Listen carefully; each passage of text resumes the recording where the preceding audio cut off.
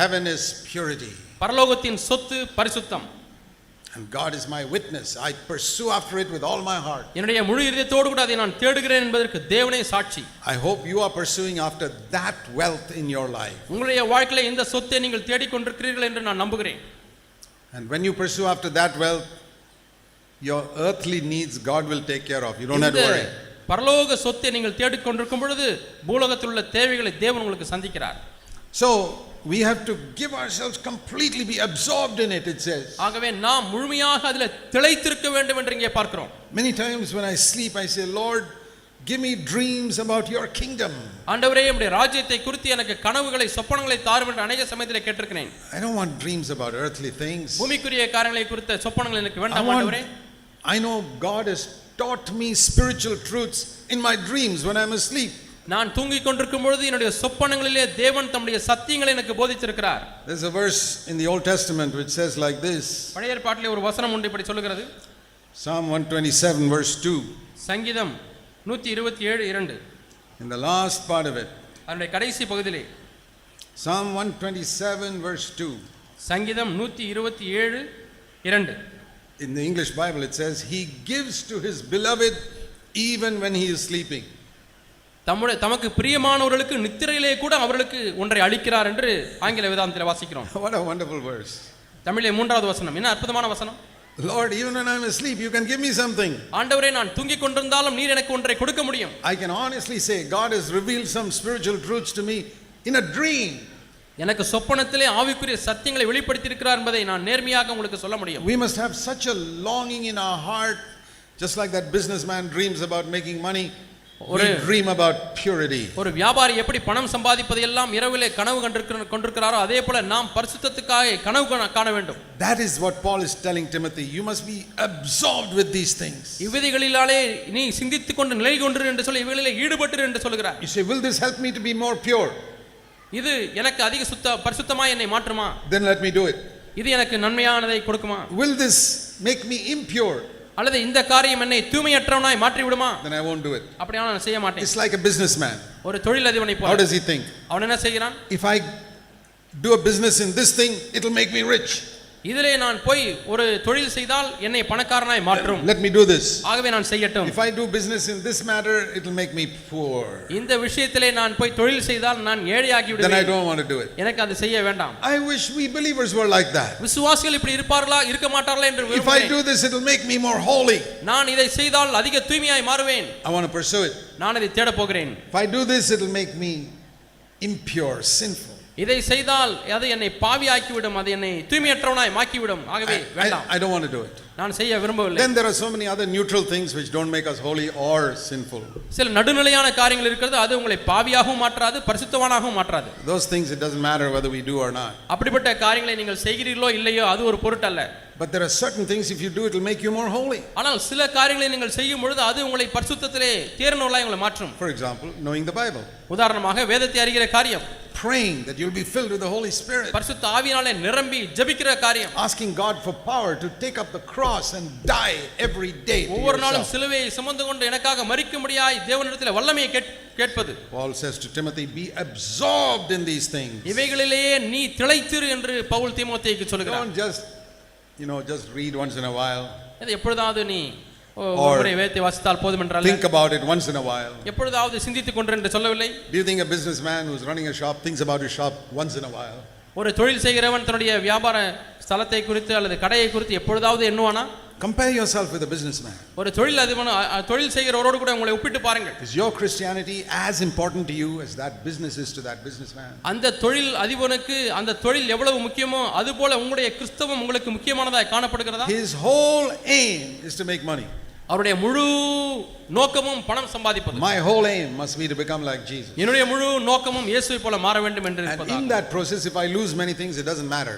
அந்த பாதையிலே பல காரியங்களை நான் இழக்க நேரிட்டாலும் அது ஒரு பொருட்டல்ல. If I lose the honor of man, நான் மனிதனுடைய கனத்தை இழப்பேனானால், maybe I lose a job because I want to be upright in my job and they kick me out because I am upright. நான் வேலையிலே நேர்மையாக இருக்க முற்படும் பொழுது அவர்கள் அந்த வேலையை விட்டு என்னை நீக்கி விடுகிறார்கள். If I am absorbed in becoming like Jesus, I will make progress and others will see it. இயேசுவை போல மாற வேண்டுமே என்கிறதிலேயே நான் மூழ்கி இருப்பேன் என்று சொன்னால் அது மற்றவர்கள் பார்க்க முடியும், நான் வளருவேன். I want to say to all elder brothers here, I hope your flock can see spiritual progress in you. உங்களுடைய மந்தை உங்களுடைய ஆவிக்குரிய வளர்ச்சியை பார்க்க வேண்டும் என்று நான் உங்கள் மூப்பர் எல்லாருக்கும் சொல்லிக் கொள்கிறேன். And then Paul says to Timothy, பிறகு பவுல் தீமோத்தேயுக்கு சொல்கிறார், in the next verse, அடுத்த வசனம் 1 Timothy 4:16. 1 தீமோத்தேயு 4:16. Now you must be careful about two areas in your life. இப்பொழுது உங்களுடைய வாழ்க்கையில் இரண்டு பகுதிகளை குறித்து எச்சரிக்கையாக இருக்க வேண்டும். One is your life and the other is your teaching. ஒன்று உன்னுடைய வாழ்க்கை, இன்னொன்று உன்னுடைய போதனை. You must pay close attention to your personal life and close attention to what you teach. உன்னுடைய வாழ்க்கையை குறித்தும் நீ என்ன போதிக்கிறாய் என்பதை குறித்தும் மிகுந்த கவனம் செலுத்த வேண்டும். Because these are the two legs of your life. இதுதான் உன்னுடைய வாழ்க்கையின் இரண்டு கால்கள். As we grow in knowledge, we must grow in life. எப்படி நாம் அறிவிலே வளர்கிறோமோ அதே போல நம்முடைய வாழ்க்கையிலே வளர வேண்டும். Not knowledge of the Bible. வேத அறிவிலே அல்ல. Bible knowledge, the devil has got maximum in the whole universe. வேத அறிவு என்று வரும்பொழுது முழு அண்ட சராசரத்திலேயும் பிசாசுக்கு தான் அதிக ஞானம் இருக்கிறது. He knows the Bible better than anybody.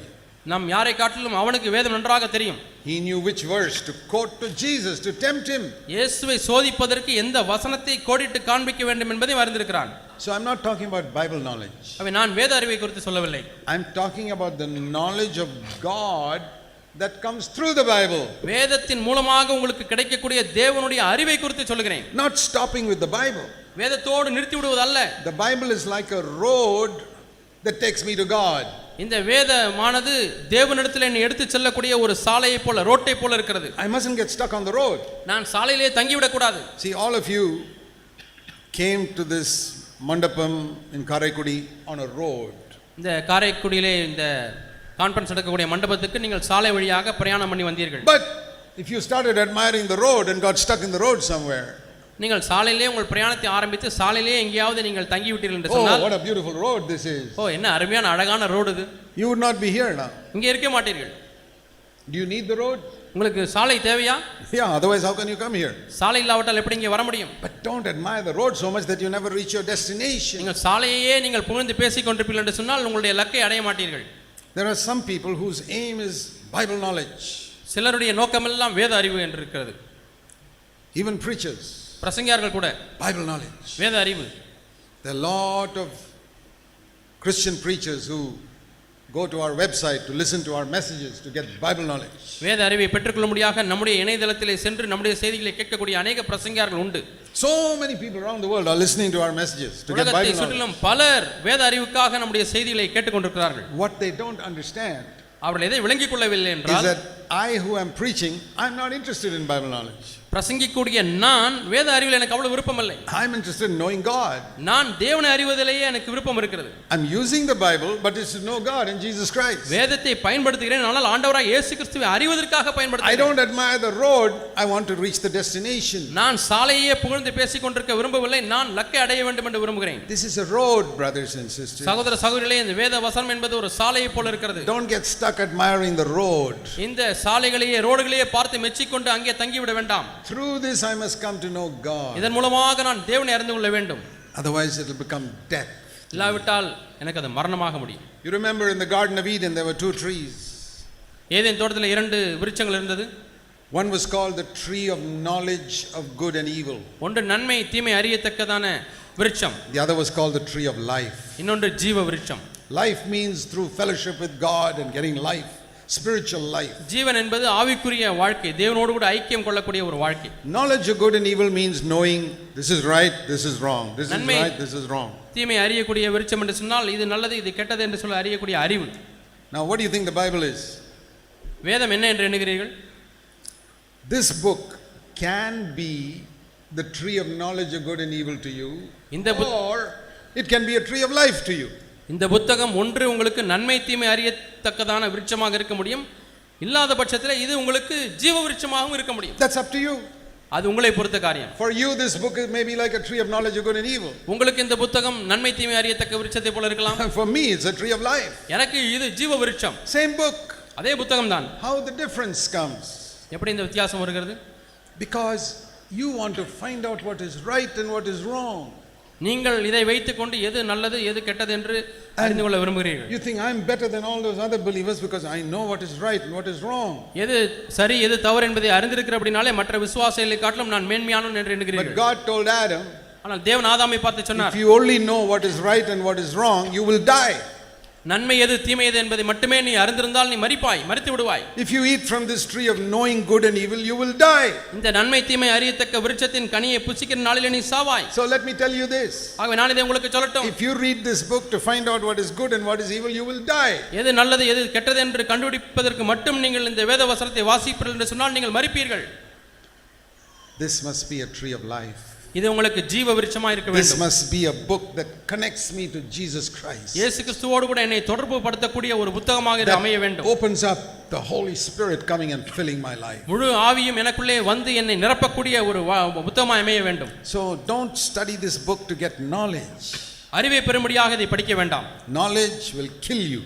அறிவு உங்களை கொல்லும். See what it says in 1 Corinthians chapter 8.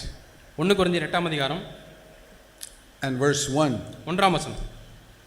There's a beautiful sentence here in the first verse. முதல் வசனத்தில் அருமையான வாசகம் ஒன்று இருக்கிறது. The last part. கடைசி பகுதி. Knowledge puffs up, makes you arrogant, love builds up. அறிவு இருமாப்பை உண்டாக்கும், அன்பு பக்தி விருத்தியை உண்டாக்கும். Knowledge of good and evil will make you proud and kill you. நன்மை தீமை அறியத்தக்கதான அறிவு உங்களை பெருமையானவனாய் மாற்றி உங்களை கொன்றுவிடும். Love is the life of God. God is love. அன்பு என்பது தேவனுடைய ஜீவன். தேவன் அன்பாக இருக்கிறார். That will build you up. அது உங்களை கட்டி எழுப்பும். I want to read this book to find out how to love Jesus more. எப்படி இயேசுவை அதிகமாய் நேசிக்க முடியும் என்று கண்டுபிடிக்கும்படியாக நான் இந்த புத்தகத்தை வாசிக்க விரும்புகிறேன். And to prove my love to Jesus by obeying his commandments more. அவருடைய கற்பனைகளுக்கு அதிகமாக கீழ்ப்படிந்து நான் அவரை நேசிக்கிறேன் என்பதை நான் நிரூபிக்க விரும்புகிறேன். Jesus said, if you love me, you will keep my commandments. என்னை அன்பா இருந்தால் என்னுடைய கற்பனைகளை கைக்கொள்வீர்கள் என்று இயேசு சொல்கிறார். So I read this to show my love, to find out how to love Jesus more. ஆகவே இயேசுவை இன்னும் அதிகமாக எப்படி நேசிக்க முடியும் என்று கண்டுபிடிக்கும்படியாக இந்த புத்தகத்தை வாசிக்க விரும்புகிறேன். I read this to show how I can love my fellow believers more. என்னுடைய சக விசுவாசிகளை அதிகமாக எப்படி நேசிக்க முடியும் என்று கண்டுபிடிக்கும்படியாக இந்த புத்தகத்தை வாசிக்க how to love other people more. மற்ற மக்களை எப்படி அதிகமாக நேசிக்க முடியும். But if I read this book just to get knowledge, அறிவை மட்டும் பெற்றுக்கொள்ளும்படியாக நான் இதை வாசிப்பேனானால், and to preach that knowledge to other people, அந்த அறிவை மற்றவர்களுக்கு போதிக்க வேண்டும் என்று விரும்புவேனானால், I will die. நான் மரிப்பேன். And I have a feeling that some good brothers and sisters who started out many years ago seeking after life have backslidden and are seeking after knowledge now. அநேக ஆண்டுகள் முன்பதாக ஜீவனை தேடி வாழ்க்கையை தேடின அநேக நல்ல சகோதரர்கள் இப்பொழுது அவருடைய வாழ்க்கையிலே அறிவை தேடி அவர்கள் இப்பொழுது மரித்துக் கொண்டிருக்கிறார்கள். So what did Paul tell Timothy? ஆகவே பவுல் தீமோத்தேயுக்கு என்ன சொன்னார்? Take care of both legs. இரண்டு கால்களையும் குறித்து எச்சரிக்கையாயிரு. Be careful about your knowledge and your teaching, very important. உபதேசத்தை குறித்தும் உன்னுடைய நீ பெற்றிருக்க அறிவை குறித்தும் நீ ஜாக்கிரதையாயிரு, முக்கியமானது. Take care about your life. ஆனால் உன்னுடைய வாழ்க்கையை குறித்தும் நீ ஜாக்கிரதையாயிரு. And verse 16, 1 Timothy 4:16. 1 தீமோத்தேயு 4:16. Persevere in these things. இவைகளிலே நீ நிலை கொண்டிரு. Keep on going, don't give up. விட்டு விடாதே, தொடர்ந்து செய்து கொண்டே இரு. Keep on increasing in your understanding of God. தேவனை குறித்த உன்னுடைய அறிவிலே பெருகிக் கொண்டே இரு. Through his word. அவருடைய வார்த்தையின் மூலமாக. And keep on increasing in the divine life in your personal life. உன்னுடைய தனிப்பட்ட வாழ்க்கையிலே இருக்கக்கூடிய தெய்வீக அந்த வாழ்க்கையிலே பெருகிக் கொண்டே இரு. And if you do this, இவைகளை நீ செய்வாயானால் 1 Timothy 4:16. 1 தீமோத்தேயு 6:16. First of all, you will save yourself. முதலாவதாக நீ உன்னை ரட்சித்துக் கொள்வாய். And secondly, you will save other people. இரண்டாவது உன்னை உபதேசத்தை கேட்கிற மற்ற மக்களை ரட்சித்துக் கொள்வாய். Supposing you got a letter from me. என்னிடத்திலிருந்து உங்களுக்கு ஒரு கடிதம் வருகிறது என்று வைத்துக் கொள்வோம். Brother, I think you should save yourself. சகோதரனே, முதலாவது உங்களை நீங்கள் ரட்சித்துக் கொள்ள வேண்டும் என்று. What would you think? What does Brother Zach mean? I've got to save myself? என்ன இவர் பொருள்படுத்தி சொல்கிறார்? என்னை நானே ரட்சித்துக் கொள்ள வேண்டுமா? Does he think I'm not born again? நான் ரட்சிக்கப்படவில்லை, மனம் திரும்பவில்லை, மறுபடியும் பிறக்கவில்லை என்று எண்ணுகிறாரா? What do you think Paul says here? Save yourself. உன்னை ரட்சித்துக் கொள் என்று பவுல் சொல்லும்போது எதை குறித்து சொல்கிறார்? You know, I have for a long time now urged people to read the Bible slowly. அநேக நாட்களாக மக்களிடத்திலே நான் வேண்டி கேட்டுக்கொள்வது என்னவென்றால் வேதவசனத்தை மெதுவாக வாசியுங்கள். Have you ever thought of this phrase? இந்த வாசகத்தை எப்பொழுதாவது You சிந்தித்திருக்கிறீர்களா? must save yourself. உன்னை ரட்சித்துக் கொள்ள வேண்டும். Then you will be able to save others. அப்படியானால் நீங்கள் மற்றவர்களையும் ரட்சித்துக் கொள்வீர்கள். How to save others? எப்படி மற்றவர்களை ரட்சிப்பது? Save yourself first. முதலாவது உன்னை நீ ரட்சித்துக் கொள். That's like saying, அது எதை பொறுத்து இருக்கிறது என்றால், all of you are in a pit. எல்லாருமே நீங்கள் குழியிலே இருக்கிறீர்கள். You want to save the others. நீங்கள் மற்றவர்களை காப்பாற்ற வேண்டும். To save them from that pit. அந்த குழியிலிருந்து காப்பாற்ற வேண்டும். First you get out yourself. முதலாவது நீங்கள் அந்த குழியிலிருந்து மேலே வாருங்கள். Then only you can pull the others out. அப்பொழுது மட்டுமே மற்றவர்களை நீங்கள் குழியிலிருந்து மேலே தூக்க முடியும். That is the meaning here. அதுதான் இதனுடைய பொருள். How can you save people from anger if you are not saved yourself? நீங்களே கோபத்திலிருந்து உங்களுக்கு ரட்சிப்பு கிடைக்கவில்லை, விடுதலை கிடைக்கவில்லை என்று சொன்னால் மற்றவர்களை எப்படி கோபத்திலிருந்து விடுதலை ஆக்குவீர்கள்? That's a pit. அது ஒரு குழி. You must get out of it. முதலாவது நீங்கள் விடுதலை பெற How வேண்டும். can you save people from lusting with their eyes if you are not saved yourself? நீங்களே ரட்சிக்கப்படவில்லை என்று சொன்னால் கண்களின் இச்சையிலிருந்து மற்றவர்களுக்கு எப்படி அதிலிருந்து விடுதலை சொல்ல முடியும்? If you are not saved from the love of money, how will you save other people from it? பண ஆசையிலிருந்து நீங்களே விடுதலை பெறவில்லை என்று சொன்னால் மற்றவர்களை எப்படி விடுதலை ஆக்க முடியும்? Do you see how simple it is? You get out of the pit, then you can help other people out of the pit. குழியிலிருந்து நீங்கள் முதலாவது வெளியே வாருங்கள், அதற்கு பிறகு மற்றவர்கள் குழியிலிருந்து வெளியே வருவதற்கு நீங்கள் உதவி செய்ய முடியும். The world is full of proud people. உலகமானது பெருமை நிறைந்த மக்களாலே நிறைந்து The church is full of proud people. சபையும் பெருமையானவர்களாலே நிறைந்திருக்கிறது. And if you are proud yourself, how will you save the others?